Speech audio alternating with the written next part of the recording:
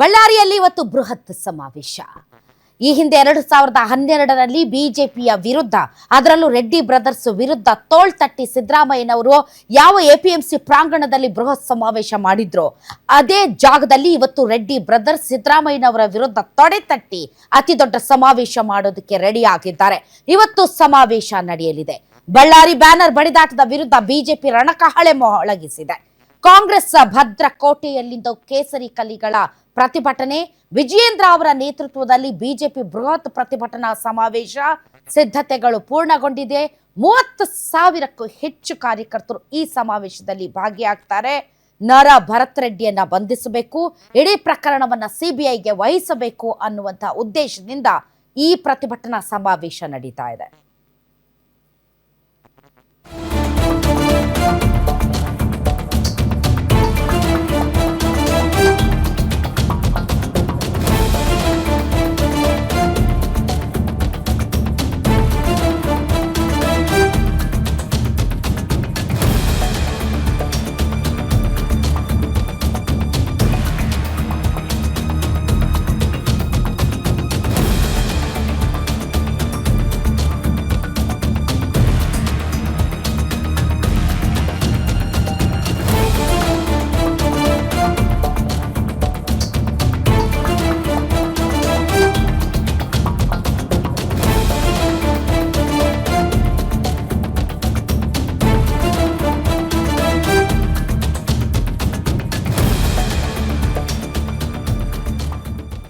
ಕಾಂಗ್ರೆಸ್ ಭದ್ರಕೋಟೆಯಲ್ಲಿಂದು ಕೇಸರಿ ಕಲಿಗಳ ಪ್ರತಿಭಟನೆ. ಹೌದು, ಬಳ್ಳಾರಿಯಲ್ಲಿ ನಡೆದಂತಹ ಫೈರಿಂಗ್ ಮತ್ತು ಗಲಾಟೆ, ಈ ವಿಚಾರವನ್ನ ಮುಂದಿಟ್ಟುಕೊಂಡು ರೆಡ್ಡಿ ಬ್ರದರ್ಸ್ ಪಾದಯಾತ್ರೆಗೆ ಒಂದು ಉದ್ದೇಶ ವ್ಯಕ್ತಪಡಿಸಿದ್ರು. ಆದರೆ ಬಿಜೆಪಿ ಹೈಕಮಾಂಡ್ ಪಾದಯಾತ್ರೆಗೆ ಪರ್ಮಿಷನ್ ಕೊಡಲಿಲ್ಲ.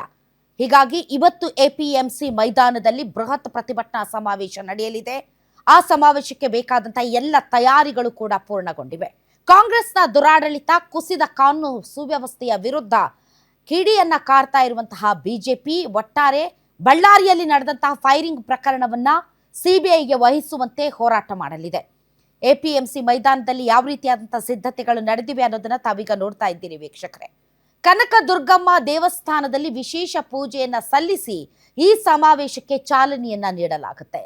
ವಿಪಕ್ಷ ನಾಯಕ ಆರ್ ಅಶೋಕ್, ಗಂಗಾವತಿ ಶಾಸಕ ಜನಾರ್ದನ ರೆಡ್ಡಿ, ಮಾಜಿ ಸಚಿವ ಶ್ರೀರಾಮುಲು ಸೇರಿದಂತೆ ಹಲವು ನಾಯಕರು ಈ ಸಮಾವೇಶದಲ್ಲಿ ಭಾಗಿಯಾಗಲಿದ್ದಾರೆ. ಈ ಸಮಾವೇಶದ ಮೂಲಕ 2028ರ ಚುನಾವಣೆಗೆ ಬಿಜೆಪಿ ಮುನ್ನುಡಿ ಬರೆಯಲಿದೆ. ಹಾಗೆ ನೋಡಿದ್ರೆ ಹಿಂದೆ ಬಿಜೆಪಿ ಸರ್ಕಾರದ 40% ಕಮಿಷನ್ ಭ್ರಷ್ಟಾಚಾರವನ್ನು ಮುಂದಿಟ್ಟುಕೊಂಡು ಕಾಂಗ್ರೆಸ್ ಆಡಳಿತಕ್ಕೆ ಬಂದಿದೆ. ಆದರೆ ಕಾಂಗ್ರೆಸ್ನ 2.5 ವರ್ಷದ ಸಾಧನೆ ಮತ್ತು 2.5 ವರ್ಷದಲ್ಲಿ ನಡೆಸಿದಂತಹ ಹಲವಾರು ಹಗರಣಗಳು ಸೇರಿದಂತೆ ಸಿದ್ದರಾಮಯ್ಯನವರ ಆಡಳಿತ ವೈಖರಿಯ ವಿರುದ್ಧ ಇವತ್ತು ಬಿಜೆಪಿ ಸಿಡಿದೆದ್ದಿದೆ. ಜನಾಭಿಪ್ರಾಯವನ್ನ ಮೂಡಿಸೋದಕ್ಕೆ ಬಳ್ಳಾರಿಯಲ್ಲಿ ಮುನ್ನುಡಿಯನ್ನ ಬರೀತಾ ಇದೆ. ಈ ಹಿನ್ನೆಲೆಯಲ್ಲಿ ಬೃಹತ್ ಸಮಾವೇಶಕ್ಕೆ 30,000ಕ್ಕೂ ಹೆಚ್ಚು ಜನ ಭಾಗಿಯಾಗುವ ನಿರೀಕ್ಷೆ ಇದೆ. ಬಳ್ಳಾರಿ ಮಾತ್ರವಲ್ಲ, ಸುತ್ತಮುತ್ತಲಿನ ಎಲ್ಲ ಜಿಲ್ಲೆಗಳಿಂದ ಬಿಜೆಪಿ ಕಾರ್ಯಕರ್ತರು ಈಗಾಗಲೇ ಬಳ್ಳಾರಿಗೆ ಆಗಮಿಸ್ತಾ ಇದ್ದಾರೆ. ಬಳ್ಳಾರಿಯಲ್ಲಿ ನಡೆದಂತಹ ಅಹಿತಕರ ಘಟನೆಗಳ ಹಿನ್ನೆಲೆಯಲ್ಲಿ ನಡೀತಾ ಇರುವಂತಹ ಸಮಾವೇಶದಲ್ಲಿ ಯಾವುದೇ ಸಣ್ಣ ಲೋಪ ಆಗದೆ ಇರುವ ರೀತಿಯಲ್ಲಿ ಪೊಲೀಸ್ ಇಲಾಖೆ ಬಿಗಿ ಭದ್ರತೆಯನ್ನ ಕೈಗೊಂಡಿದೆ. ಬೇರೆ ಬೇರೆ ಜಿಲ್ಲೆಗಳಿಂದಲೂ ಕೂಡ ಹೆಚ್ಚುವರಿ ಪೊಲೀಸ್ ಭದ್ರತೆಯನ್ನ ನಿಯೋಜಿಸಲಾಗಿದೆ. ಹಾಗಾದ್ರೆ ಬಿಜೆಪಿಯ ಬೇಡಿಕೆ ಏನು ಅನ್ನೋದನ್ನ ನೋಡೋಣ ಬನ್ನಿ. ಬಿಜೆಪಿಯ ಬೇಡಿಕೆ, ಯಾವ ಬೇಡಿಕೆಗಳನ್ನ ಇಟ್ಕೊಂಡು ಬಿಜೆಪಿ ಇವತ್ತು ಈ ಬೃಹತ್ ಪ್ರತಿಭಟನಾ ಸಮಾವೇಶವನ್ನ ನಡೆಸ್ತಾ ಇದೆ ಅಂದ್ರೆ, ಬಳ್ಳಾರಿ ಬ್ಯಾನರ್ ಗಲಭೆ ಕೇಸ್ ಸೂಕ್ತ ತನಿಖೆ, ಈಗ ನಡೆಸ್ತಾ ಇರುವಂತಹ ತನಿಖೆ ಏನಿದೆ ಆ ತನಿಖೆಯ ಬಗ್ಗೆ ಬಿಜೆಪಿಗೆ ಅಷ್ಟೊಂದು ಪ್ರೀತಿ ಇಲ್ಲ. ಬದಲಾಗಿ ಇದರಲ್ಲೂ ಪಕ್ಷಪಾತ ಆಗಬಹುದು ಅನ್ನುವಂತಹ ಅಭಿಪ್ರಾಯ ಬಿಜೆಪಿಯದ್ದು. ಇಲ್ಲಿಯವರೆಗೆ ಜನಾರ್ದನ ರೆಡ್ಡಿ ಅವರನ್ನಾಗಲಿ ನಾರಾ ಭರತ್ ರೆಡ್ಡಿ ಅವರನ್ನಾಗಲಿ ಪೊಲೀಸರು ತನಿಖೆಗೆ ಒಳಪಡಿಸಿಲ್ಲ ಅಥವಾ ತಮ್ಮ ಸುಪರ್ದಿಗೆ ತೆಗೆದುಕೊಂಡಿಲ್ಲ. ಹೀಗಾಗಿ ಈ ಒಂದು ಪ್ರಕರಣವನ್ನ ತುಂಬಾ ಗಮನಿಸ್ತಾ ಇರುವಂತಹ ಜನಸಾಮಾನ್ಯರಿಗಿರುವಂತಹ ಏಕೈಕ ಪ್ರಶ್ನೆ, ಕಾರ್ಯಕರ್ತರು ಬಡದಾಡ್ಕೊಂಡಿರೋರನ್ನ ಅರೆಸ್ಟ್ ಮಾಡಿದ್ದೀರಿ, ಇದಕ್ಕೆ ಕಾರಣಕರ್ತರಾದಂತಹ main leaders that is Janardhan Reddy and Nara Bharat Reddy, ಇವರಿಬ್ಬರನ್ನ ಫುಲ್ ಫ್ರೀ ಬಿಟ್ಟಿದ್ದೀರಾ. ಪ್ರೆಸ್ ಮೀಟ್ಗಳು ಮಾಡ್ತಾರೆ, ಸಮಾವೇಶಗಳನ್ನ ಮಾಡ್ಕೊಳ್ತಾರೆ, ಆರಾಮಾಗಿ ಓಡಾಡ್ಕೊಂಡಿದ್ದಾರೆ. ಇವ್ರ ಮೇಲೆ ಯಾವುದೇ ರೀತಿಯಾದಂಥ ತನಿಖೆ ಇಲ್ಲ, ಯಾವುದೇ ಬಂಧನದ ಭೀತಿ ಇಲ್ಲ.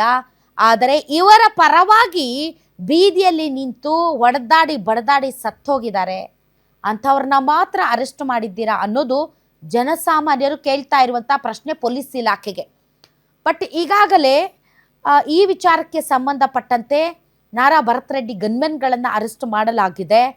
ಇನ್ನು ಜನಾರ್ದನ್ ರೆಡ್ಡಿ ಅವರನ್ನು ಯಾವಾಗ ತನಿಖೆಗೆ ಒಳಪಡಿಸ್ತಾರೆ ಗೊತ್ತಿಲ್ಲ.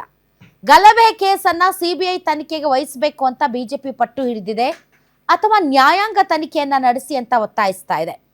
ಗಲಭೆಗೆ ಕಾರಣರಾದವರನ್ನ ಮುಲಾಜಿಲ್ಲದೆ ಬಂಧಿಸಬೇಕು, ಯಾರನ್ನೂ ರಕ್ಷಿಸದೆ ನಿರ್ದಾಕ್ಷಿಣ್ಯವಾದಂತಹ ನಿಷ್ಪಕ್ಷಪಾತವಾದಂತಹ ಕ್ರಮ ಕೈಗೊಳ್ಳಬೇಕು, ಬಳ್ಳಾರಿಯಲ್ಲಿ ಮೊದಲಿನಂತೆ ಶಾಂತಿ ಸುವ್ಯವಸ್ಥೆ ಕಾಪಾಡಬೇಕು, ಈ ವಿಚಾರದಲ್ಲಿ ತಪ್ಪಿತಸ್ಥ ಪೊಲೀಸ್ ಅಧಿಕಾರಿಗಳ ವಿರುದ್ಧ ಸೂಕ್ತ ಕ್ರಮ ಕೈಗೊಳ್ಳಬೇಕು ಅನ್ನೋದು BJPಯ ಉದ್ದೇಶ ಮತ್ತು ಬೇಡಿಕೆ.